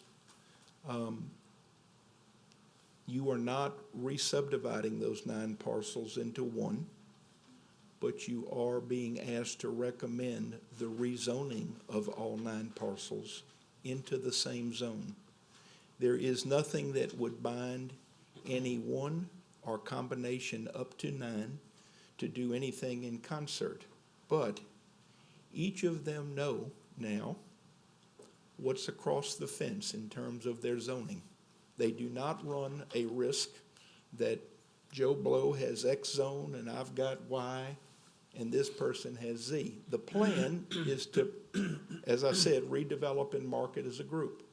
But if that plan were to fail, I would suggest to you that you've still done a mini comprehensive zone or a small plan zone for this area, where you have taken these properties and given it an opportunity, I believe the likelihood is that you'll have a higher quality development of a 7.6 acre parcel than you would of 9 individual parcels.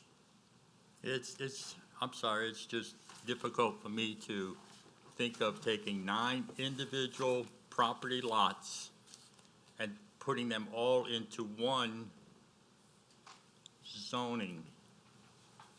Is that what we're doing? Yes, sir, it is what you're doing, but I don't mind telling you, I've appeared before you many, many times before, and probably the specific issue was not the fact that there were multiple parcels, but we rezone multiple parcels that are contiguous all of the time. Yeah, but they were probably owned by one person. I don't remember would it- individual families. But would it doing this. really matter? Because if you had individual parcels, that one person could decide to sell parcels 1, 3, and 5 to John. I mean, I don't mean to be argumentative. I'm No, only I'm saying just- that I think conceptually, I'm not sure that there's a difference. But I certainly respect your view.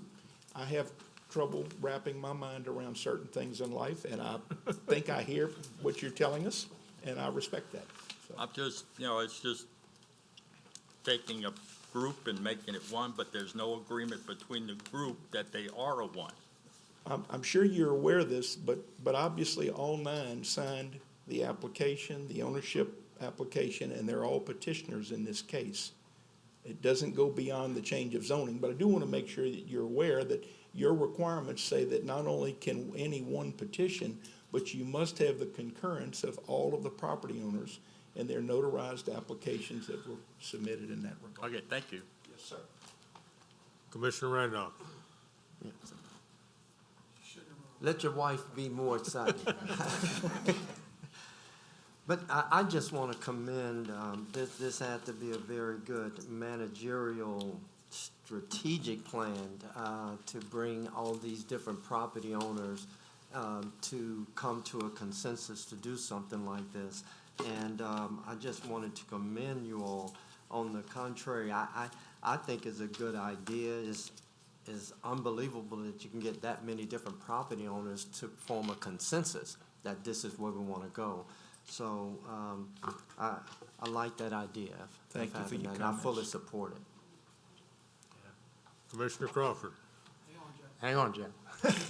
I'm familiar with the area, and I don't have a problem with it. I just had a question about the utilities. I assume the city utilities available, if not being currently used in that area? Well, I do not believe, as the doctor pointed out, that there are any central sewer and water facilities provided by government in that area. None, okay. It's obviously not annexed into the town. Okay. And Tammany Utilities does not have.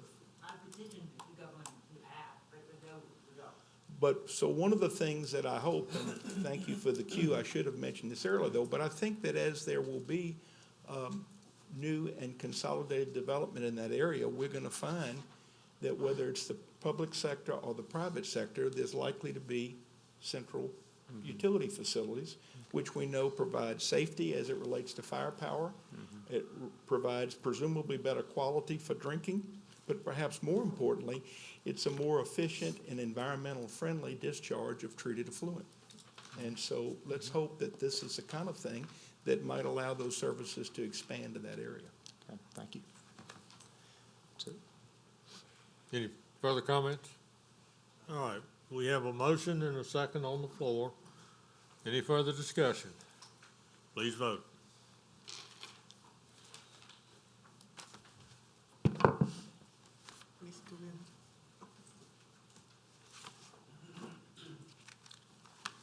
Motion passes. Thank you. Thank you. Next item is 2019-1593 ZC, existing zonings A2 Suburban District, proposed zonings A4 Single Family Residential District. It's 2.45 acres. Petitioner is Charlotte Ann Corolla. Owner is Charlotte Ann Corolla. Parcel located on the east side of Barry Todd Road, east of Louisiana 434 Lacombe, Ward 7, District 7. Staff? The 2025 future land use plan designates the site to be developed with residential uses of varying site design and density.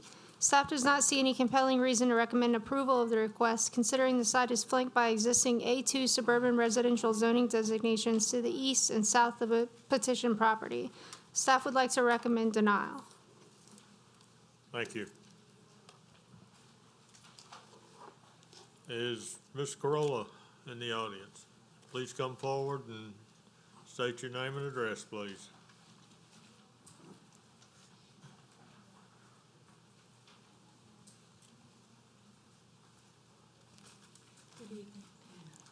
Hi. My name is Charlotte Ann Carollo. I reside at 22 Audubon Place in Picayune, Mississippi.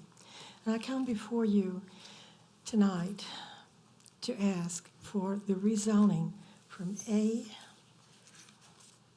to A4. The purpose of this is that with the 2.45 acres that I have, I want to give to my children each a parcel of that through my inheritance. I don't want any opposition with the children to come with one track and how to divide it and please each other who's going to get what. I want them each to have their own parcel of land. And in that respect, they can build their own home, or they can put a rental on it for a little income. But as far as I'm concerned, this property would please me so much to be able to give it to each one separately. Now, this is not going to be a problem that I understand as far as drainage is concerned. We are 18.3 feet above sea level on this property. We are the highest of sea levels on the entire Berry Todd Road. It narrows down to 5 feet toward the end. But for us, on this 2.45 acres, we are 18.3 feet. 18.3 feet. We are the highest on the street. This is according to the LSU flood map. I know that with the A4, I can do this, or we can do this. But with the A2, I cannot, because A2 only allows me to cut it into 2 parcels. But A4 will allow me to cut it to 3 parcels and possibly a 4th one. I have 7 children, so I have to think about this. And at 77 years old, I am not going to waste time. I've got to do something right away with it.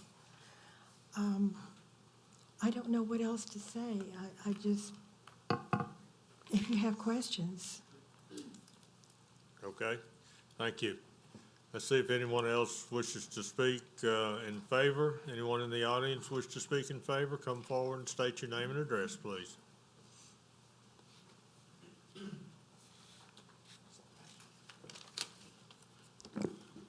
My name is Matthew Ladner. I'm at 22 Audubon Place in Picayune, Mississippi. I'm Ms. Carollo's youngest out of the 7 children. And my parents have been divorced for some time. And when my father passed away in 2003, he had about 7 acres with a house on it. And as much as I love my siblings, to love them all, but we still have some contention between us. And when we were trying to decide if we were going to keep the house, or if someone was going to live there, or if we were going to sell it, it was just too much contention. And we wound up having to take loans out to buy out shares, and it was just such a headache. And my mom, she's aware of this. So there's a couple of us that actually do get along, and that would be easier if so she gets us subdivided to actually put maybe 2 people on a parcel. But as it sits right now, if something happened to her and she goes to will this to us, we may have more contention, and that just tears our family apart. And you know, the properties next to us are A4. There is some A2 across the way. There's some A2 behind us, but directly across the street on Berry Todd Road is A4. And right on the south of us is A4 as well. So it's not like we're trying to go above any zoning that's already around us. If you go a half mile north on Highway 434, you're on highway commercial. So it's not like we're making a big jump into zoning. And as she said, for the drainage, some people were concerned about drainage, big issue with drainage. As I'm concerned, we're still the highest property. So if we ever did cut it up, say somebody wanted to build a house there, we're not bringing a lot of fill in, if any, to make an impact on the drainage as well. So right now the water is already draining down Berry Todd Road, so we wouldn't really make an impact That's all I have to say. All right, thank you. Anyone else wish to speak in favor? Anyone wish to speak against? Seeing no one, I'm going to close it to the public and bring it back to the commission. Commissioner Crawford. Thank you. Okay, I live in Lacombe, and I'm very familiar with the area. Passed by the property today. I've been by it numerous times, and I don't have a problem with it at all. As everyone stated, there's some A4 in the neighborhood, and right down the street, down Berry Todd, are numerous small lots with houses on them in neighborhoods. So I'd like to make a motion to approve. Motion by Commissioner Crawford to approve. Commissioner Fitzmaurice. I second the motion. Second by Commissioner Fitzmaurice. Any further discussion? Please vote.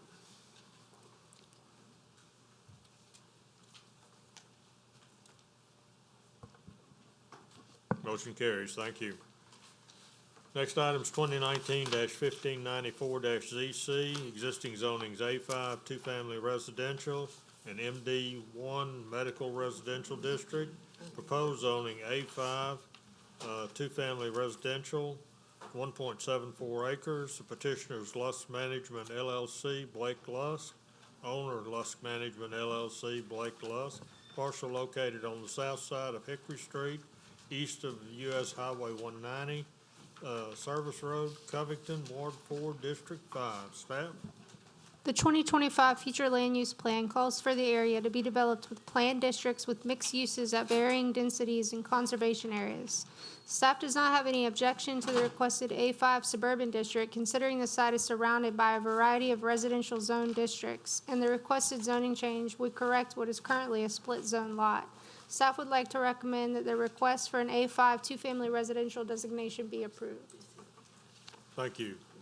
Yes, sir. State your name and address, please. My name's Blake Lusk. Address is 792 Rue Bordeaux, Covington, Louisiana, 70433. To put it plainly, when looking to fix this this zoning issue, I've got part of the lot is A5. The part of the lot that's actually touching the road nearest is A5, and then 175 feet back, it goes MD1. This is clearly a very difficult piece of property to try to even consider building anything on. It's undeveloped, and really I'm just looking to turn it into A5 so I can re-subdivide it and hopefully build some houses and maybe even some duplexes on it. Okay, thank you. Anyone in the audience wish to speak in favor? Anyone in the audience wish to speak against? Marty Leisure? Is there a Marty Leisure in the audience? All right, I'm going to close it to the public, bring it back to the commission. Commissioner Fitzmaurice. I'm gonna make a motion to approve. I think it'll clean up some of the zoning disparity that you have in this area. Okay. Commissioner Randolph. I second. Second by Commissioner Randolph. Any further discussion? Please vote.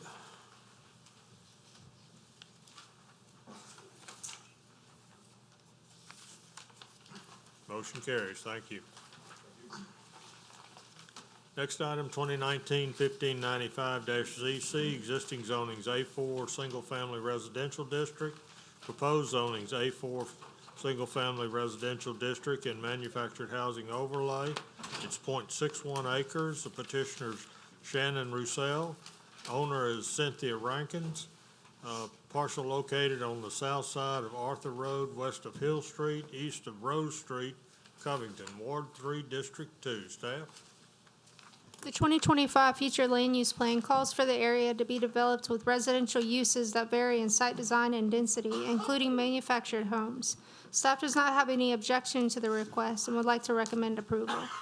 Thank you. Is Shannon Roussel in the audience? Yes, come forward and state your name and address, please. Shannon Roussel, 612 St. Maurice Avenue in New Orleans. Okay. Tell us what you're trying to do. Just trying to get a manufactured home put on my aunt's land for my family and grandkids. This is your aunt's property?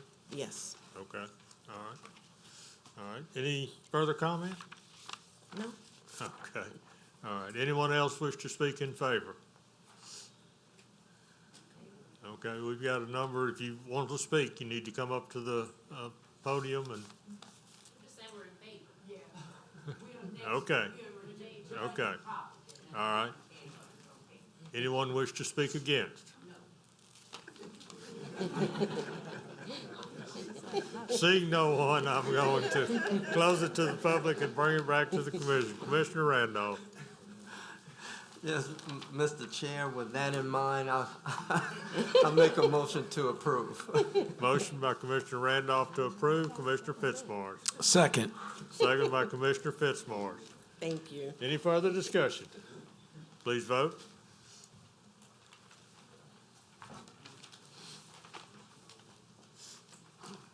Motion carries. Thank you. Y'all have a good day, and thanks for coming. All right, next item is 2019-1597-ZC. Existing zoning is A4A, single-family residential. Proposed zoning A4A, single-family residential and manufactured housing overlay. It's 1 acre. Petitioners Marietta Barnes, owners William and Ellie Barnes. Parcel located on the south side of James Crosby Road, west of LA 11, Pearl River, Ward 8, District 14. Staff?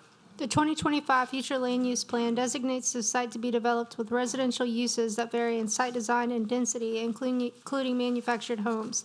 Staff does not have any objection to the request and would like to recommend approval. Thank you.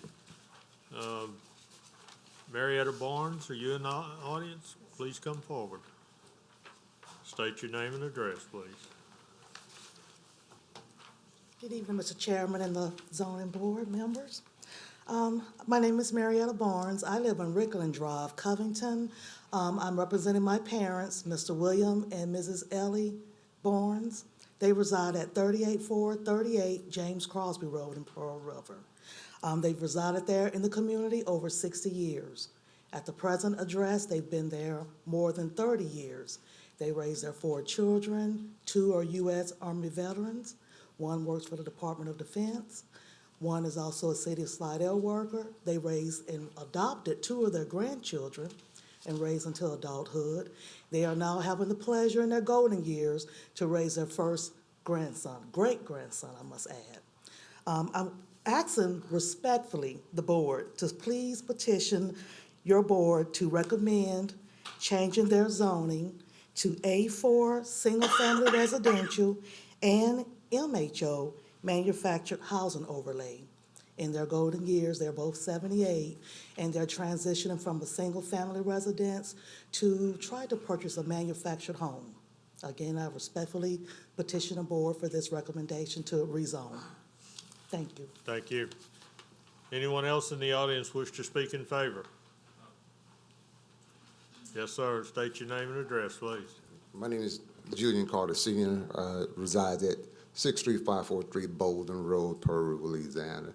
I live in the neighborhood, and I've known Mr. Willie all of my life. And I live right around the corner. I had to come through the same procedure to get my home there. And as I sit and counted the mobile homes that's in the community, it's more mobile homes than stick-built homes. It's over 15 mobile homes, single and doubles, and I think it's like 13 stick-built homes. I like her as daughter. They're in their golden years, and I like to see them live out their golden years in a lovely home. Okay, thank you. Anyone else wish to speak in favor? Yes, ma'am. Good evening. My name's Deandra Carter at 1707 Marshall Drive, Slidell, Louisiana. My dad is the guy who just spoke, Julian Carter. I was raised in the neighborhood with Mr. and Mrs. Barnes. They know everybody. Everybody knows them. They're the oldest family in our neighborhood. But I just wanted to give y'all a little background about our neighborhood. It is behind the post office in Pearl River, James Crosby Road. Everybody knows everybody. But there are 10 prominent families back there. It's starting from the front all the way to the back, because it's one outlet, but it's the Dixon family, the Harris family, Tillison, the Carter Bolden family, which I'm a Carter and a Bolden, the Bounds-Barnes family, which half their family is here, the Jones family, they just built a new home there, Anthony and Holmes family, Mr. Holmes is here representing them, the Powell family, he's also an in-law of the Powell family, and the Altman and Mingo family, that's my cousin, and she wants to eventually have a manufactured home there as well. Now, I plan on developing homes and having manufactured homes there because we do have inherited property in that area. But 90% of those families, I listed off 10 families, 90% of those families have in the past, currently, or want to in the future have a manufactured home in that area. And so we're just here trying to speak up for those people because eventually they will pass down their homes to their children, who will pass down their homes to their children's children's, which has always been like that in our neighborhood. So we're just trying to keep it beautiful. We're trying to develop it in a better way, trying to keep it beautiful, trying to make sure everything is going in the right direction back in that neighborhood. All right, thank you. Anyone else in the audience wish to speak in favor?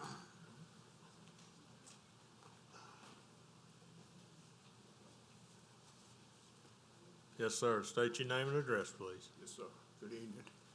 My name is Joseph Holmes. I live at 38362 James Crosby Road, and I moved to Pearl River 31 years ago. And these are some good people. They welcome me here. I raised my family in a trailer. So I just, on his behalf. All right, thank you. Anyone else?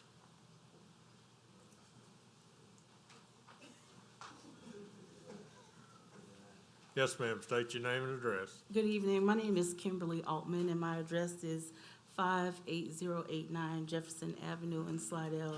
And for the past 5 years, I've been paying property taxes for the land that my grandmother owns on James Crosby Road, and I intend to move there within the next 2 years. And I did want to support his having a mobile home, and I'll be petitioning soon as well to have mine. So with that being said, I just wanted to show my support. Okay, thank you. Yes, ma'am. Hello, my name is Juanita Barnes. I am William and Ellie's oldest daughter. And I want y'all to approve it. I'm asking you to approve it because, like I say, they're in their age. My sister and I are going to be the one to have to take care of them. Where they're living now, it's not convenient for me to stay there. So with the mobile home, they want to get at least 3 bedrooms. That way I could stay there. And I'm sorry I didn't give you my address. My address is 117 Maryland Street in Picayune, Mississippi. And so again, if they get the mobile home, then I will be able to stay there when needed. And then I'll have a bedroom. Okay. Thank you. Thank you. Anyone else wish to speak in favor? Anyone wish to speak against? Seeing none, I'll close it to the public and bring it back to the commission. Commissioner Randolph. Mr. Chair, real briefly, a real historical synopsis. I'm very familiar with the area. I know the family. My dad drove a bus in that area for 33 years, cut hair, I shined shoes. So I know the entire area, the entire family, from the start of the Graves all the way back to the Powells and the Whiteouts and everybody else in between. So I motion to approve. Make the motion to approve. We have a motion by Commissioner Randolph to approve. Commissioner Crawford. Second. Second by Commissioner Crawford. Commissioner Fitzmaurice. I just want to congratulate Mr. and Mrs. Barnes. You were very well respected. Obviously, you've raised some wonderful kids, and the community loves you too. So I'm absolutely for this, and congratulations. Thank you. All right, any further discussion? Please vote.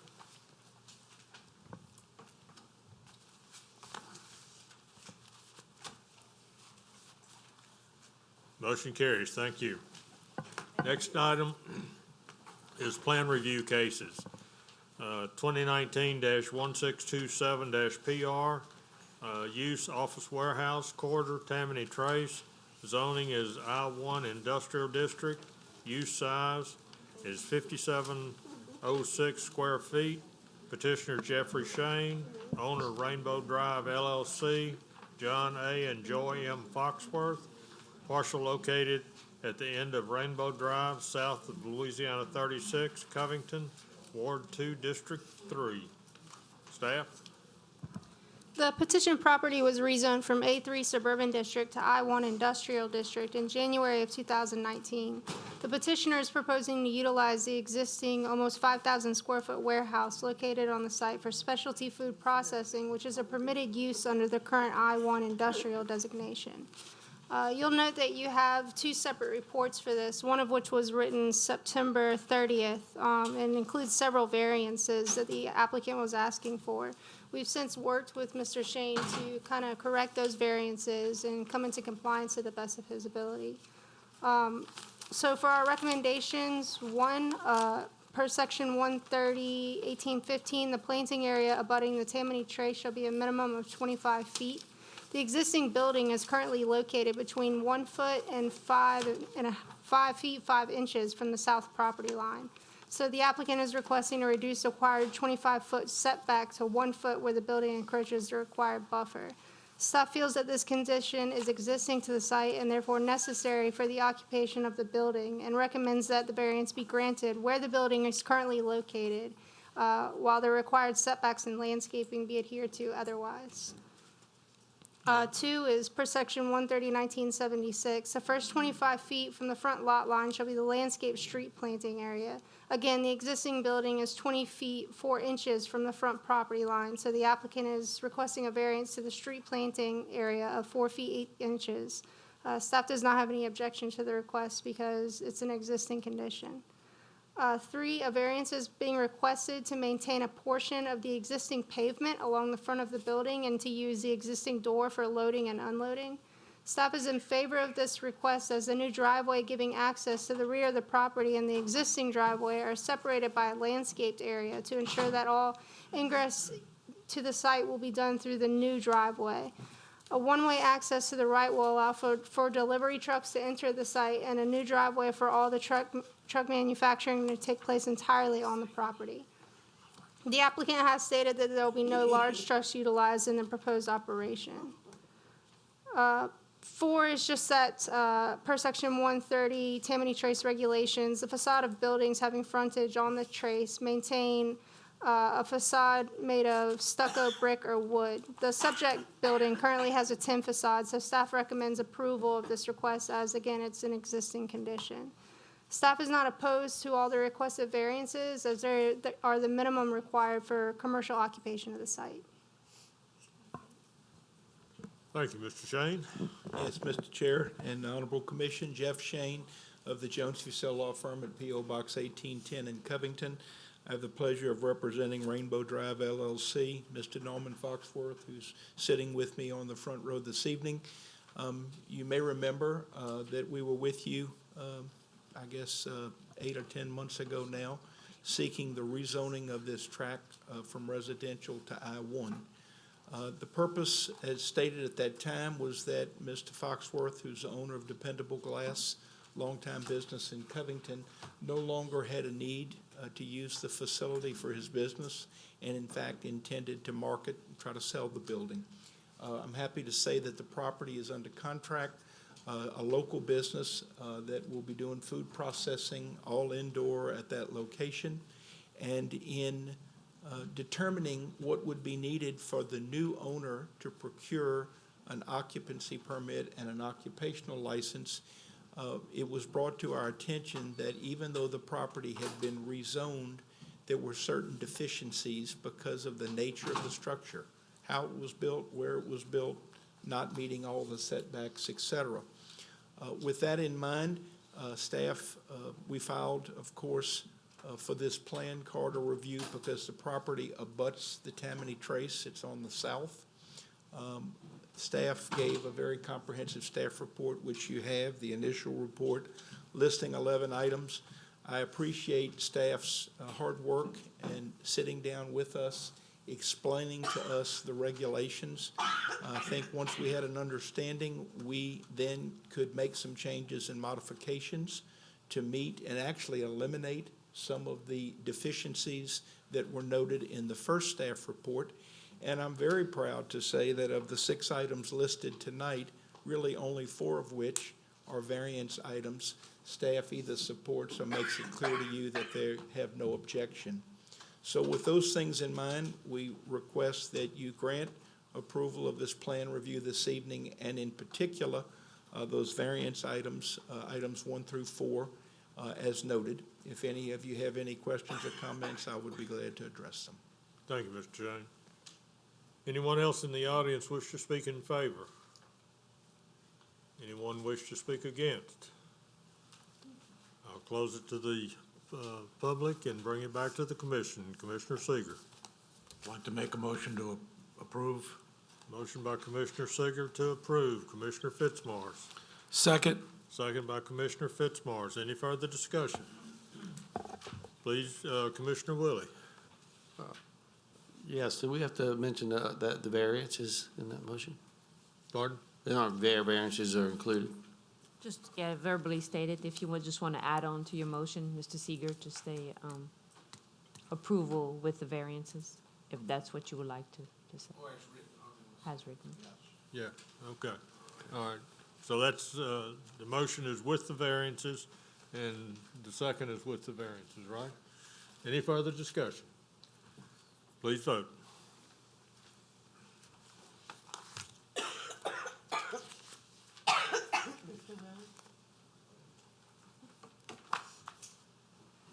Motion carries. Thank you. We have no old business. We have no new business. I just want to.